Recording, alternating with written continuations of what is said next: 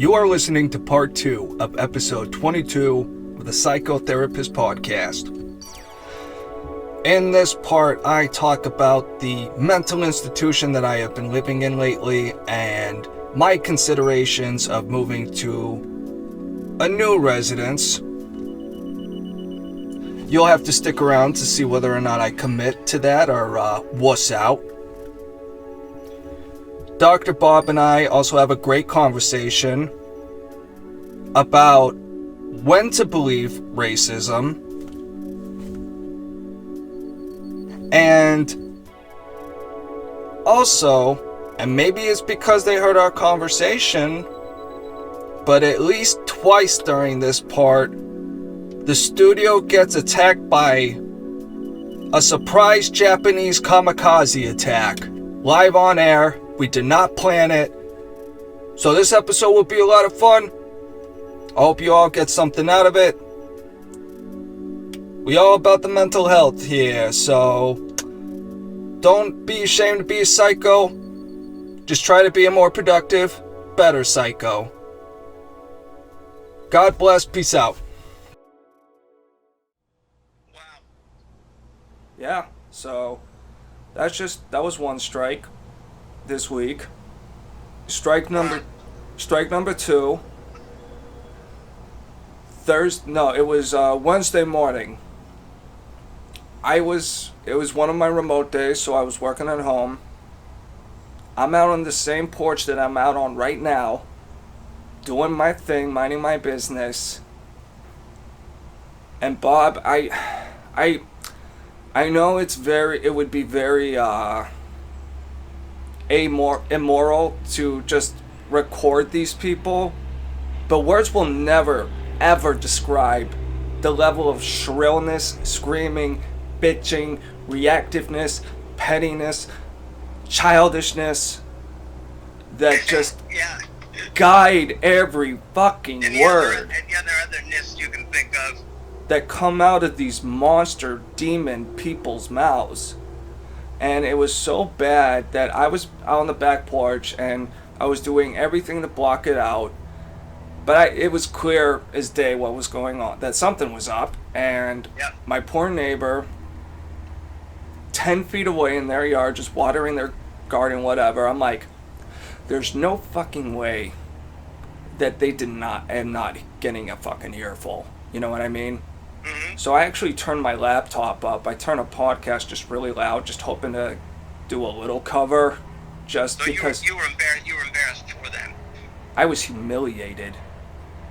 I honestly felt like almost personally slighted once I walked in and realized all this was over a fucking sandwich. Yeah, okay. That the Cathedorf was demanding, because apparently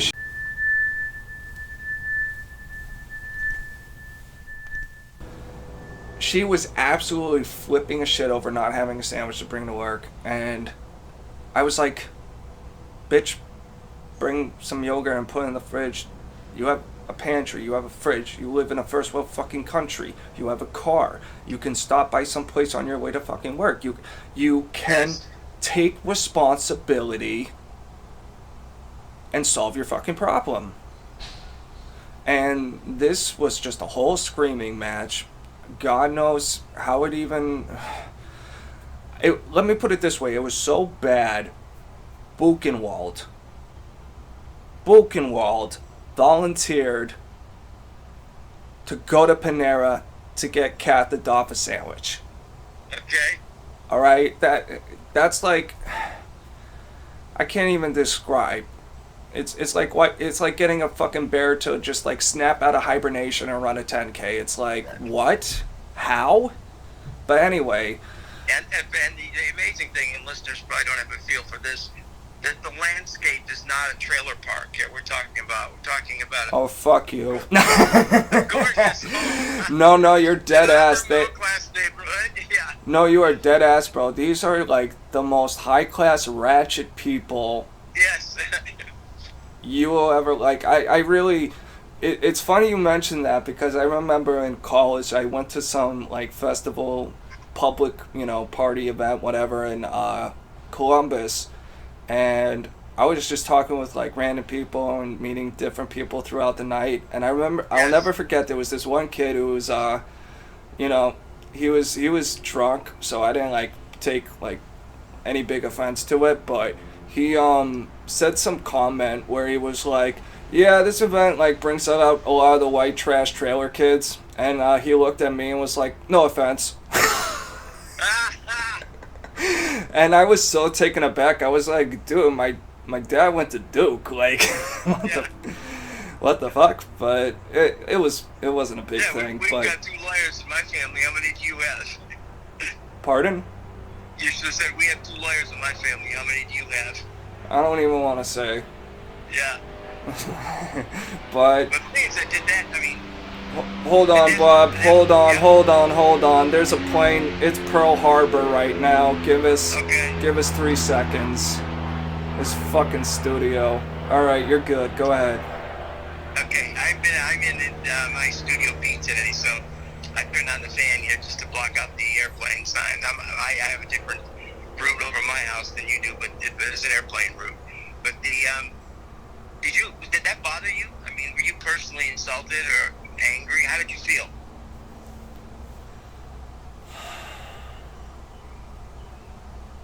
Like my ancestors would be weeping. And I'm really not someone very who is very tapped into like the family and the family image or whatever, but for whatever reason my mind just really went there and just thought the whole thing was disgraceful. And I think, I mean, part of it, I just think it was a reflection of broader American culture and all these other things. But there's just one quick point I want to make about the second strike, because it was so bad. Buchenwald was on her fucking way to go get the sandwich, and Kathadov was still just launching missiles and picking apart everything and taking everything as a personal slight and attack to the point where I hadn't really inserted myself that much into it, but I was like, excuse me, I had a burp. I said, she's going to get you a fucking sandwich. She's going to solve your fucking problem. Just shut the fuck up for 2 seconds. You know what I mean? I was like, Yes. I mean, I wasn't yelling at the top of my lungs, but I was like, stop. This is nonsense. Yes. And one last thing about it, it was actually a really funny moment, because Kathadov always lectures all of us about, oh my god, the neighbors will hear us. If anyone raises their voice while like a door or a window is open, she'll like fucking point at it and like make these like fucking shut up. There's people out there. You know what I mean? Mm-hmm. And she's just going off like a fucking artillery barrage for the whole fucking neighborhood to hear. And I tell her this, and I'm like, just so you know, because you're the one who always brings it up, I got an earful, and your neighbor was just watering their garden, minding their own business. And, you know, I feel bad, because I seriously wonder, I've never talked to them about this, but I wonder if my neighbors ever, like, I'd really love to go into my yard and just have a peaceful whatever. Yeah. But those fucking psychopaths always ruin it, so I just don't go out as much. Yeah, you'll have an opportunity someday to talk to them. No, I don't even want to know, bro. No. I don't even want to know. But anyway, so I bring this up with her, and she just says, I don't give a fuck. Like, she goes full ratchet gangster.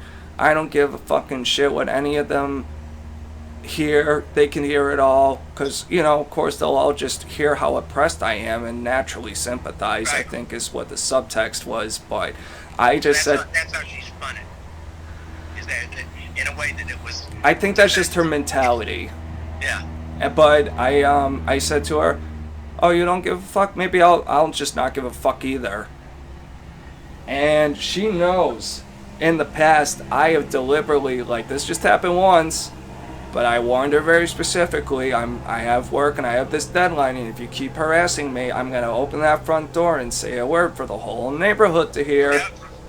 So literally, she had this reaction like her brain broke, and she kind of twitched a little, and then she just like went totally passive and was like, "Fuck," you know, like she knew like I could take it to some place and it would be total justification. So that's why I think holding people to their own standards can be a good thing.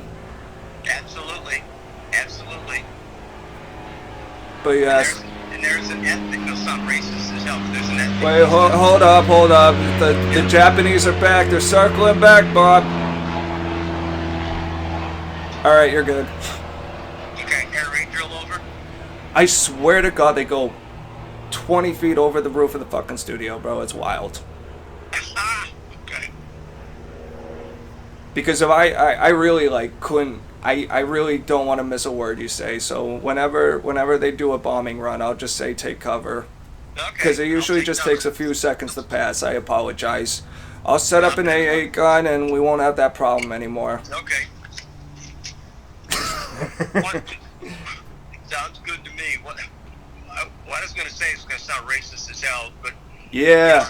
I'm very much into ethnicity, and I learned when I came up here to New England, I learned a great deal about certain people that I grew up with them, but I didn't really know the backgrounds, you know, and one of the groups that I worked with quite a bit were the Irish Catholic people. And from them themselves telling me stories like you're telling me, they would tell me certain things, you know, like that. And they would use terms like, you know, laced curtain Irish, you know, or, you know, they would be in there, you know, and the father might be drunk or whatever, and there might be some, you know, whacking people around, but as long as the curtains were all halfway and matched and everything was perfect, you know, looked perfect from the outside, that was the important thing. And I found that really amusing, you know, just from that point of view.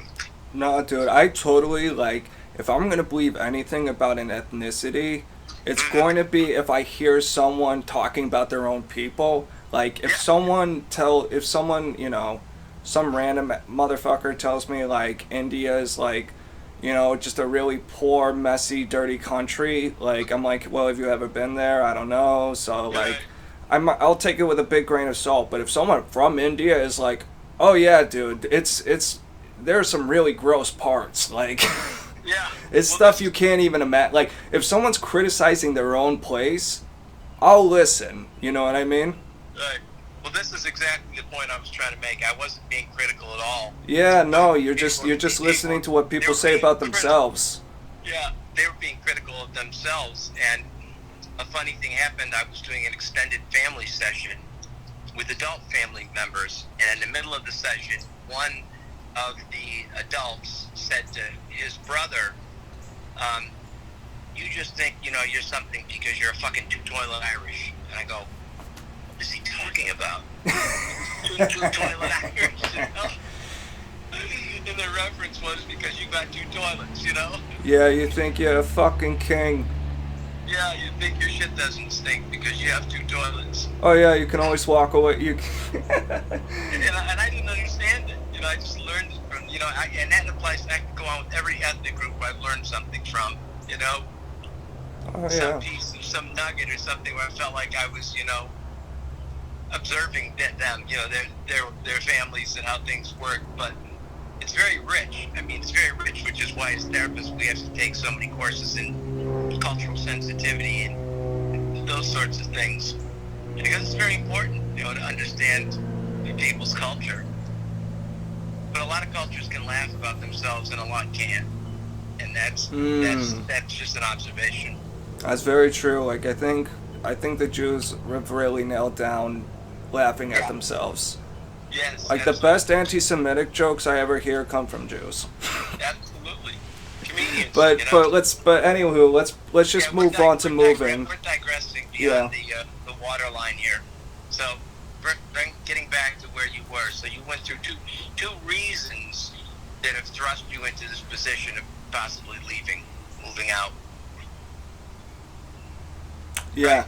And then the third strike, which I'll make quick, is that I have not been very involved in this wedding stuff, but it's finally being projected on me where Kathodov started interrogating me about my bow tie, and where is Okay. it, and how I didn't like. I'm like, I thought so and so was ordering it, and blah blah blah blah blah, and she just kept. It was very abrasive, let's just say, Mhm. and really just psychotic, and just not letting any little fucking thing go. You know what I mean? And I'm just like, last time I looked, I'm willing to live with roommates, and like, I was talking about this with Hermione the other day because she made two really good points that made me like not move from fuck it, let's look into moving right away to like, let's wait for this period and then act. And the point she made was that Buchenwald is going to be out September 1st. That's not too far away. The wedding shit will be over before then. Mhm. So I do think that will improve conditions quite a bit. I still might consider moving out anyway, but it does, at the very least, I think having something to hold on and look forward to, and because I totally did not even put that sort of in the calculation, Mhm. and I was like, oh, Hermione, that's a really good point. So yeah, man, I honestly, just for my own personal freedom, I want to move out because I feel, and we can tie this a little bit into the social thing, because I feel very disincentivized um, to socialize and in a get out and meet people in person kind of way when I'm living with these, when I'm living in a mental institution, basically. You know what I mean? Okay, so you're saying that your current living situation is interfering with your ability to improve your social situation. I would say so, because let's just say I got invited to a bar, Mhm. right? If I was living on my own, I can totally make my own decisions on when I disengage and come back, how much I drink, whatever. If I do that when I'm living at this mental institution, all the other patients will turn on me because they have no concept of an outside world. So Right. they'll personalize me if I so much as dare as like come home at midnight or something, and Mhm. the car wakes them up or something. I'm the devil incarnate. Okay. I am Satan reborn. Okay. And it'll be an interrogation over how much I had to drink and who are these people, and they always assume the worst in anyone I ever like interact with. I mean, not 100%, but a lot of times they're just like, oh, they must be sketchy or this or that. Like they always assume I always I can only make friends with other mental patients just because I've lived with them, I guess. I don't know. Yes. Yeah. I don't know. I know. I know. So that's kind of where I stood on that. Can I take a quick second to just pause the tape? Yeah. Sure.